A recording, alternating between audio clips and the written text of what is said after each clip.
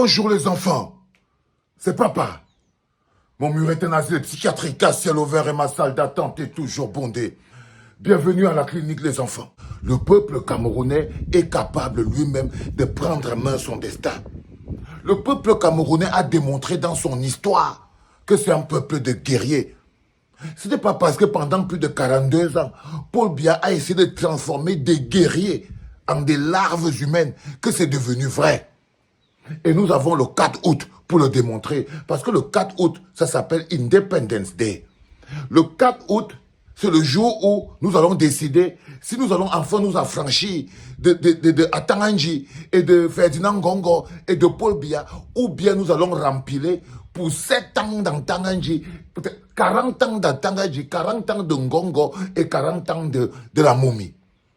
Croyez-moi les enfants, notre histoire, les référents de notre histoire, le peuple camerounais est l'un des peuples qui a le plus résisté à la colonisation. Allez demander aux soldats français, aux soldats allemands, allez demander aux soldats anglais, pourquoi c'est qu'on a versé le napalm au Cameroun? Pourquoi ils ont versé le napalm au Cameroun? Ils ont versé le napalm au Cameroun parce qu'on a toujours été un peuple de guerriers. Et la première chose que Paul Biya a essayé de détruire, c'est l'énergie du guerrier qui sommeille en chacun d'entre nous. Il a transformé le peuple, un peuple de guerriers, en des gens qui veulent voir leurs enfants grandir. Et la chèvre broute là où elle est attachée, quelqu'un est derrière, quelqu'un a des petits tribalistes à 2 balles. Mais notre histoire a des référentiels beaucoup plus grands qui devraient nous servir. Ce qui va se passer le 4 août est quelque chose d'extraordinaire. Mais entre-temps, Christophe Bobiokone, qui est un journaliste reconnu, lance l'alerte que je viens partager avec vous aujourd'hui. Christophe Bobiokone, journaliste spécialiste dans les affaires juridiques, vous interpelle et Christophe Bobiokone écrit ceci. Selon des sources introduites, M. Atanganji a adressé cette semaine au Conseil constitutionnel une correspondance dans le but de disqualifier la candidature de Maurice Kamto. Vous vous rendez compte que c'est Atanganji, cette semaine-ci, qui écrit à Clément Atangana, Cour constitutionnelle, c'est même plus Paul Biya. Il vient nous dire que Paul Biya a dit. Donc on dit que cette semaine, Paul Atanganji a écrit à la Cour constitutionnelle pour s'assurer de la disqualification de la candidature de Maurice Kamto. Donc pour s'assurer que le Conseil constitutionnel va écarter le peuple de l'équation. C'est ça qui me tend les nerfs. C'est-à-dire qu'en ce moment précis, Paul Atanganji, qui lui a donné ce pouvoir dans ce pays, Seigneur, qui a donné à ce monsieur ce pouvoir dans ce pays-là? C'est à devenir fou, c'est hallucinant. 30 millions de Camerounais se font malmener et molleter par un repris de justice.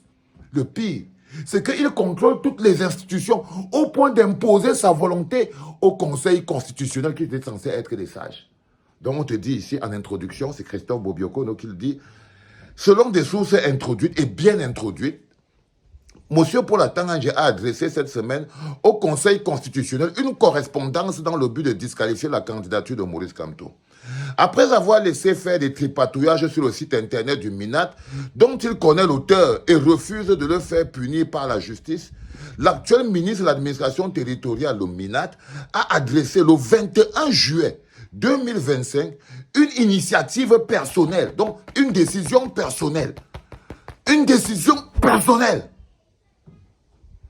Paul Atanganji a donc envoyé une lettre en tant qu'initiateur personnel. Il écrit à la Cour constitutionnelle. Donc, il donne des ordres à Clément Atangana et à tous les autres du Conseil constitutionnel pour leur dire il faut disqualifier la candidature de Maurice Kamto.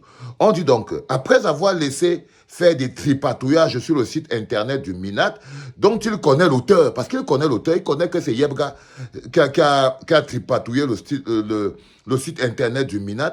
Après avoir laissé faire des tripatouillages sur le site internet du MINAT, dont il connaît l'auteur et refuse de le faire punir en justice, l'actuel ministre de l'administration territoriale MINAT a adressé le 21 juillet 2025, sur initiative personnelle et de façon sournoise, une correspondance à Election Cameroun Elecam, déclarant que M. Anissé Ekane n'est pas le président du Manidem. Donc il a envoyé même par en bas. Donc si aujourd'hui, Par exemple, il veut dire que si elle est comme s'est trompée ou c'est elle qui va faire ceci, c'est parce qu'après avoir laissé Yebga tripatouiller le site internet de l'AT, maintenant Atanganji lui-même a écrit à Essoussé pour lui dire que non, ce n'est pas Anissé Ekane qui est président du Manidem, c'est Yebga. Selon des sources introduites, M. Atanganji a adressé cette semaine au Conseil constitutionnel, toujours de façon sournoise, une correspondance du même type. Donc, la correspondance qui est partie dernièrement, partie disqualifier la candidature de Maurice Kamto après effaçage du nom de Anissé Ekane sur le site du MINAT par Yebga en complicité avec Paul Atanganji, il a écrit une deuxième correspondance. La deuxième correspondance, c'est, on dit donc que selon des sources introduites, M. Atanganji a adressé cette semaine au Conseil constitutionnel, toujours de façon sournoise, une correspondance du même type. Le but de toutes ces manœuvres est de parvenir à la disqualification définitive de la candidature de Maurice Kamto à la présidentielle du 12 octobre. Dans un contexte où les tensions sociales sont de plus en plus perceptibles dans notre pays, nous espérons que les membres du Conseil constitutionnel sauront éviter au Cameroun une autre crise stupide. Chacun sait les conséquences sur le Cameroun du meeting politique organisé par Atanganji à Bamenda, alors que la crise anglophone n'avait pas encore pris la tournure sanglante actuelle. À l'époque, ce monsieur clamait qu'il n'existe pas de problème anglophone au Cameroun avant que son patron, un peu plus actif à l'époque, ne prenne son contre-pied. Ce monsieur, par ses agissements impunis, est un vrai danger pour le Cameroun. C'est l'homme qu'on appelle Christophe Bobiokono. Et qu'est-ce que Christophe Bobiokono essaye de faire ressortir en faisant ces parallèles? Il vous dit que quand la crise anglophone commençait à montrer ses velléités, Paul Atanganji est parti faire un meeting pour venir expliquer qu'il n'y a rien. Ce que les gens parlent là, ce n'est rien. Quelque temps après, ça a déclenché. Quelque temps après, les anglophones ont regardé, ils ont dit que non, le type, ne peut pas nous mépriser. En anglophone, il est parti mépriser les anglophones. C'est après le meeting de Paul Atanganji que la zone du nord-ouest et du sud-ouest s'est embrasée depuis 2016 jusqu'à aujourd'hui. Chaque goutte de sang de Camerounais qui se verse dans le nord-ouest ou le sud-ouest, c'est sur les mains de Paul Atanganji. Le principal instigateur de la haine dans le nord-ouest et le sud-ouest, c'est Paul Atanganji. Le principal bénéficiaire des souffrances des populations du nord-ouest et du sud-ouest, c'est Paul Atanganji. De manière sournoise, il a manipulé Elekam.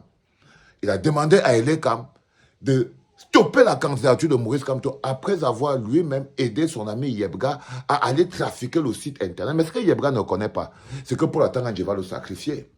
Parce que quand Paul Atanganji a écrit une lettre pour dire que le site internet a été piraté et que les informations y ont été ajoutées, ça veut dire qu'il essaye maintenant de sacrifier le Yebga. Mais par derrière, il a écrit la même lettre à Clément Atana. Donc, si nous avons eu un irrecevable du côté de Elekam par le même processus, expliquez-moi comment c'est que nous n'allons pas nous essuyer un irrecevable par le Conseil constitutionnel par le même processus. Et là, croyez-moi les enfants, on sera exactement dans la configuration du déclenchement de la crise anglophone. On sera exactement dans la même configuration qui a déclenché la crise anglophone. Et je crois personnellement que là, on aura tout fait pour le faire dans la paix et par les urnes. Personne ne nous en voudra de devoir mettre un terme à cette humiliation. Personne, au contraire, le monde entier risquerait de nous prendre pour les complices de notre propre souffrance si au jour du 4 août, nous n'avons pas stoppé la machine infernale qu'on appelle Paul Atanganji et nous n'avons pas garanti la participation du peuple à l'élection présidentielle du 12 octobre 2025. L'élection présidentielle représentée par le candidat du peuple camerounais. On ne peut pas permettre à Paul Atanganji. Non, les enfants. Je vous ai dit qu'il est dans la totale illégalité. Se défendre contre Paul Atanganji, c'est tout à fait légitime. Se battre contre ce système est tout à fait légal. Ne pas se laisser piétiner, embarquer, riposter. Oh, les enfants, il va falloir riposter. Il va falloir s'apprêter à riposter. Je vous l'ai expliqué le 4 août, le Conseil constitutionnel est ouvert. C'est au palais de congrès. C'est au palais de congrès. Soit on est un peuple, qu'on est piétiné par Paul Atanganji. Ça dit que 30 millions de Camerounais, Seigneur, Qu'est-ce qui nous arrive? 30 millions de Camerounais molestés par Paul Atanganji. On dit qu'il envoie les lettres de manière sournoise, donc les autres collègues ne sont même pas au courant. Il ne s'agit pas qu'on dit que le RDPC a fait ceci, non. C'est l'homme unilatéralement. On n'est pas en train de dire que c'est la complicité avec le... Non, c'est l'homme unilatéralement avec la bénédiction de Ngongo et de Chantal Biya. De manière sournoise.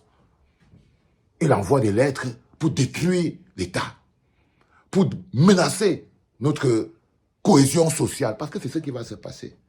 Si le 4 août, il y a tentative d'élimination de la candidature de Maurice Kamto, vous devez savoir qu'il n'y a plus de pays. Parce que déjà, il n'y a plus de pays. Ça veut dire que c'est la condamnation. C'est pour ça qu'on a appelé ce jour Independence Day. Le 4 du mois d'août, ça s'appelle Independence Day. C'est le jour de notre réelle indépendance. Le jour où on va se libérer des carcans et on va entrer définitivement dans la lutte pour notre réelle indépendance. Donc, ça ne se fera pas par le Conseil constitutionnel, vu qu'ils sont des assujettis d'Atanganji. On va devoir donc voir si le Conseil constitutionnel peut dire non à Atanganji, ce qui n'est pas possible. Si Elekam n'a pas pu dire non à Atanganji, je ne pense pas que c'est le Conseil constitutionnel qui va lui dire non, parce que derrière Atanganji, il y a Ngongo et Chantal Biya. Vous êtes en train de vous faire braquer vos vies. Vous êtes en train de vous faire braquer l'avenir de vos enfants. Il n'y a plus de loi, il n'y a plus de règles dans ce pays-là. Nous devons les arrêter et les déposer. On leur a donné tout le temps. On leur a fait toute la confiance du monde au point où nous sommes devenus les Tchindas du monde, le peuple le plus humilié de l'Afrique. C'est nous qui humilions les Noirs en ce moment. C'est-à-dire que nous sommes devenus la risée de la race. La risée de la race. Pour Atanganji a transformé un peuple de guerriers en le peuple le plus humilié du continent et aujourd'hui de la planète. La honte est sur nous. La honte est sur nous, pas sur celui qui nous oppresse. Quand on voit le type qui nous oppresse, les gars ne comprennent pas ce qui nous est arrivé, comme si on nous a volé l'âme et l'esprit. Comme si nous sommes des impostures, comme si le peuple camerounais c'est un faux bien en fait. Non, nous ne sommes pas un faux bien les enfants. Nous ne sommes pas un faux bien et nous ne devons pas nous le permettre d'être. Je vous le promets. Allez, nous serons le 4 du mois d'août. Nous serons au Conseil constitutionnel, au Palais des Congrès. Et ce jour-là, ça doit s'arrêter. C'était papa.